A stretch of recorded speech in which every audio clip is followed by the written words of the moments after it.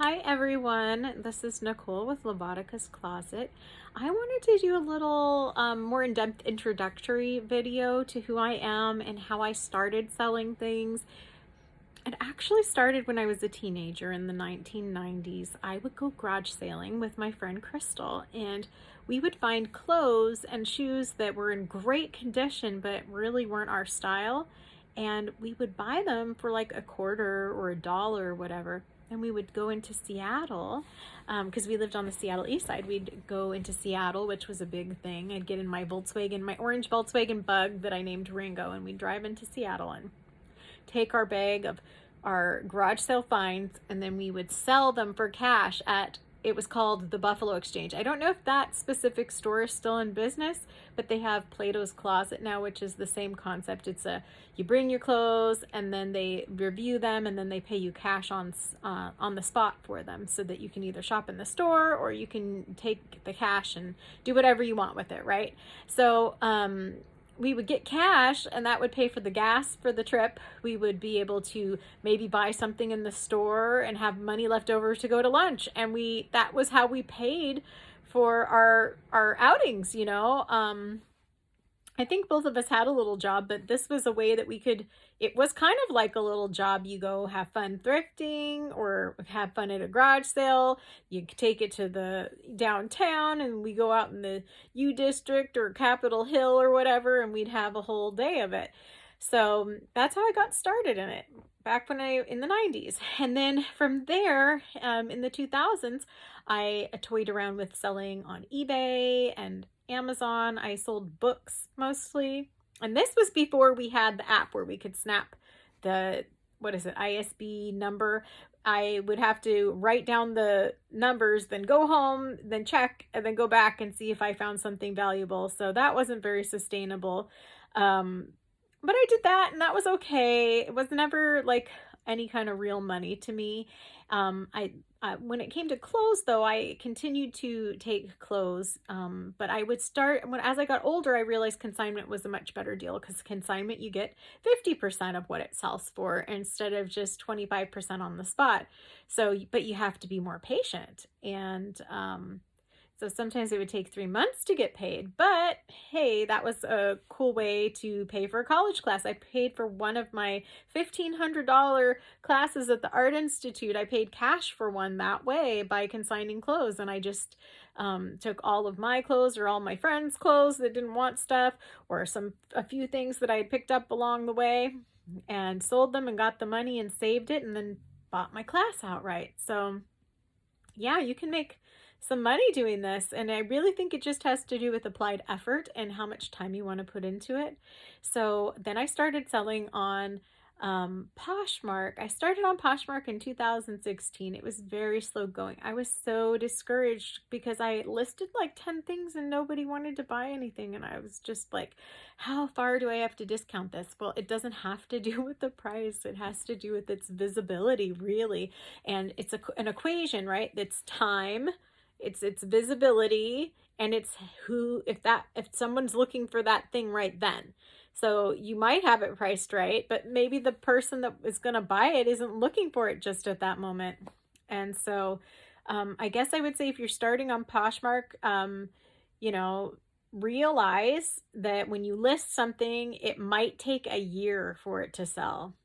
And also, you're going to need to share that thing over and over for it to get visibility, and share it to social media. Like get a Pinterest page and share it to Pinterest, and get a Instagram and share it to Instagram, share it to your Facebook feed so your friends can see it. So it's going to require a lot of social networking. And also, if you don't have 300 listings, you don't have enough listings to tempt enough people to be consistently buying from you. So if you're someone who's like, oh, I want to sell part-time, just realize, for you to sell something, if you want to sell like multiple things in a week, your bare minimum for your listings is going to be 300, because it's a percentage of a sell-through rate, right? If you sell a certain percentage of your closet every month, then you're going to have XYZ sales. So I would just say don't get discouraged because you have too little of listings. You just got to beef up your listings and trust the process. And then if you get to around 600 listings, you should be able to sell stuff consistently if you're sharing your items constantly to social media and to Poshmark. And the other thing I wanted to say about Poshmark is it's more important for you to share your own listings than it is for you to share other people's listings. Because when they share your listings back, it doesn't pop your item back to the feed. If you have a coach person, they share it, it doesn't pop it to the beginning of the feed. You sharing it pops it to the beginning of the feed. So just keep that in mind. So oversharing other people's stuff or thinking that they're sharing your stuff a lot is going to do that much. It really doesn't. It helps show it to their people that are following them. But if they're just starting out and they only have 5,000 followers, it's really not going to get in front of that many people. But it is a very kind and nice thing to do. And part of Poshmark is being social. After Poshmark, I decided to expand, and I decided I was manually cross-listing to Mercari, and I was doing pretty good on Mercari. Mercari has less of a selling fee. Poshmark's selling fee is 20%, and Mercari's, I think it's gotten up now. I think it was 10, but now they charge a service charge too for using the credit card and for arranging the shipping. So I think I could be wrong, but it's somewhere between 12 and 15% now. And eBay is around 12%. But if you do any ads, which you probably should on eBay because it's getting lost in the sea of clothes, that's part of the reason you're getting so much less on eBay is for your clothes than others, is because it's getting lost in a sea of clothes. And so for you to stand out on eBay, you have to run ads, and ads cost money. And by the time you add your ads in, you're at 15% or something. Or if you have the cost of having a store, which I don't have on eBay, I won't pay for a store. And the reason I won't is because, like I said, the things just sell for less there. I'd rather just post things that I have consistently already sold on eBay and then leave everything else, especially jewelry. I would not sell jewelry on eBay at all. It's just too competitive with things that are coming from China and India.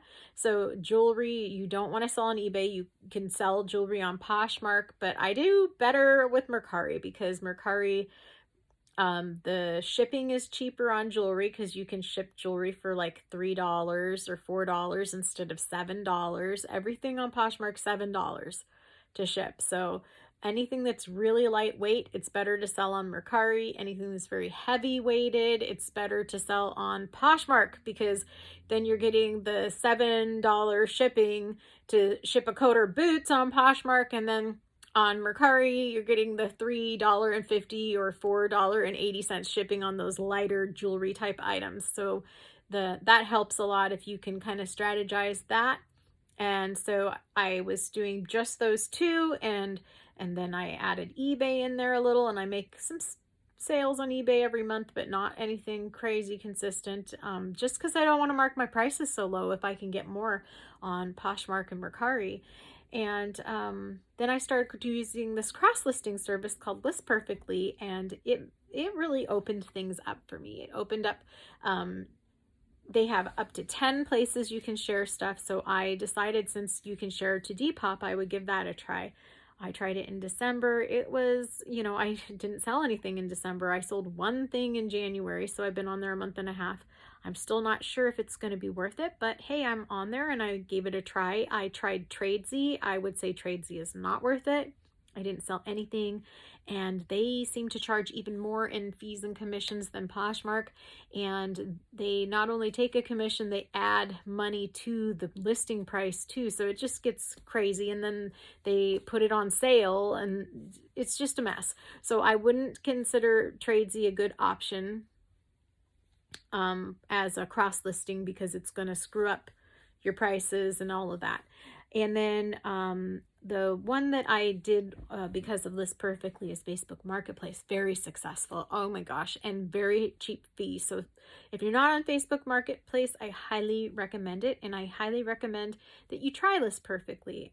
I know that there's other apps for cross-listing and stuff, but this one's specifically geared to share stuff to 10 places, including your own Shopify store. So I'm having a Shopify store built right now, and I'm going to use List Perfectly to auto-populate all my listings from Poshmark into that store. Before I was having a website built by my web guy, but it wasn't a Shopify. When I realized in the last year how much technology has changed and that it seems like a Shopify is 100% the way to go, we switched our strategy, and he's moved everything over to Shopify and helping me work on that, because Shopify can be linked to Facebook, so people can check out through Facebook. It can be linked to Instagram because Instagram is now owned by Facebook. And just right there, when I start doing that, I expect explosive, expansive growth, because yeah, that is gonna just really take off. And then on top of that, adding some new social media. Like now I've started TikTok in the last month and a half, which I really think is worth it to do. I have a little video on that. And then I've been doing Pinterest for years, and Pinterest is an accumulation for especially for someone like me. I always was that girl in the 90s and 2000s that's clipping everything out of the magazines or keeping magazines so I can have all of the photos, and then making collages and all this stuff. Well, now it's online. Now Pinterest, that's what you're doing. You're pinning your interest. So you can pin anything from all these different websites. If you like a pair of pink pants on J.Crew, you can pin it to your Pinterest board, and you can name the different boards, everything. You can share those boards. You can have collaborators on those boards.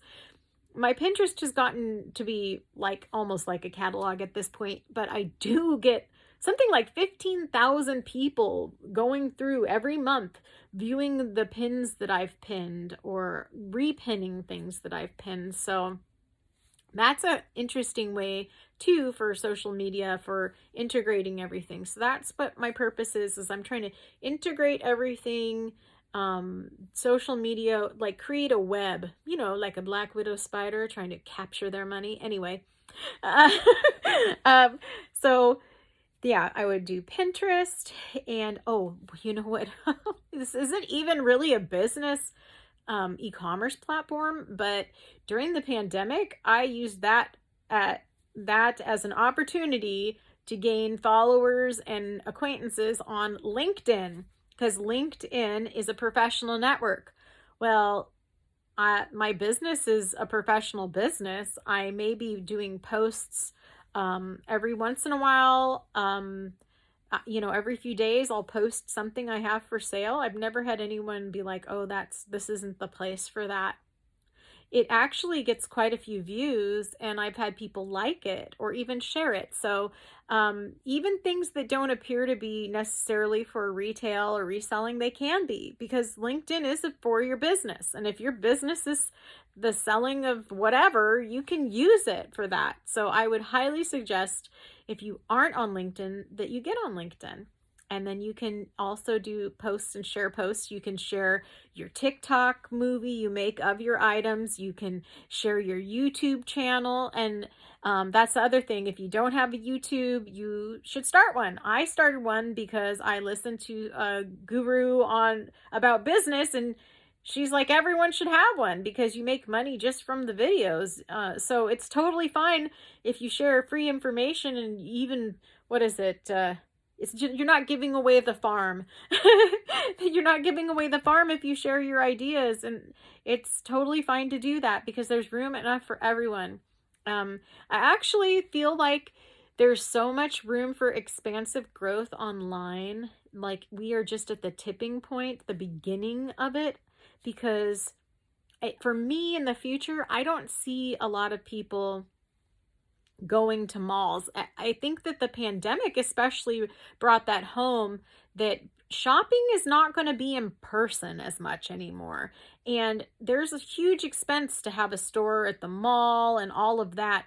And so now retailers are all moving online more. Even the businesses, why should we have people show up to downtown Seattle and have to pay to park, and then we have to pay for the lights for the building, we have to pay for the toilet paper for them, and we have to, XYZ, and they're like, well, actually, like places like Amazon are like, hey, you guys just want to work from your own house?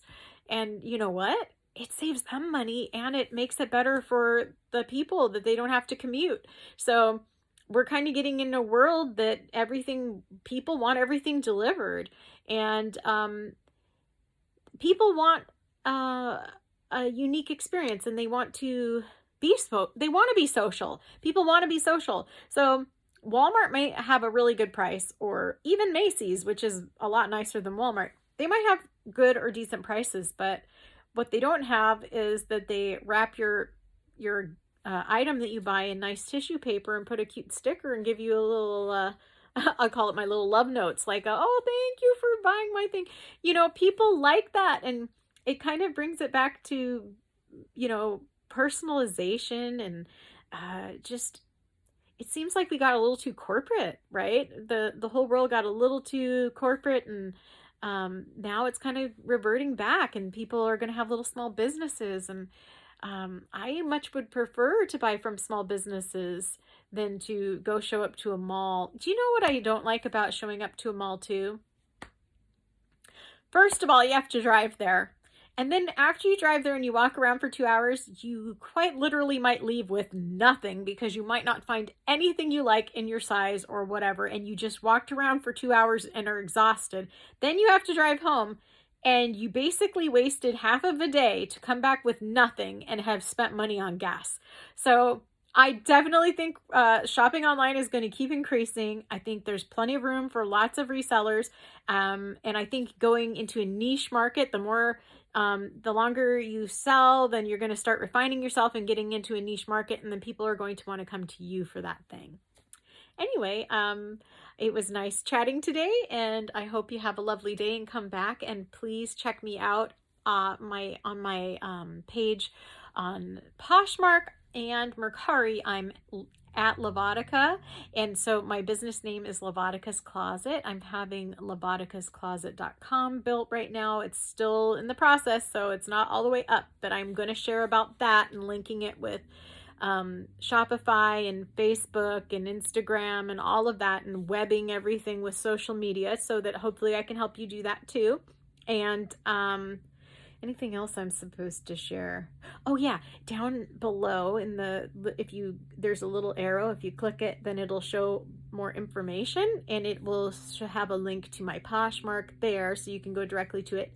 And if you haven't signed up for Poshmark, and you haven't signed up for Mercari, and you haven't signed up for List Perfectly, there's links for all of those, and they all have, so Poshmark gives you 10 if you sign up through me, and then I get 10, and then Mercari, I think you can get up to $30 depending on if you buy and sell or whatever, if you use the link too. And then List Perfectly, I have a code for 30% off, and let me think what else in there. I think that's all of my links for that, but I also put my TikTok and maybe my Pinterest if I can. I should go organize it first before but anyway, it was nice talking to you. I hope to see you again soon. Bye.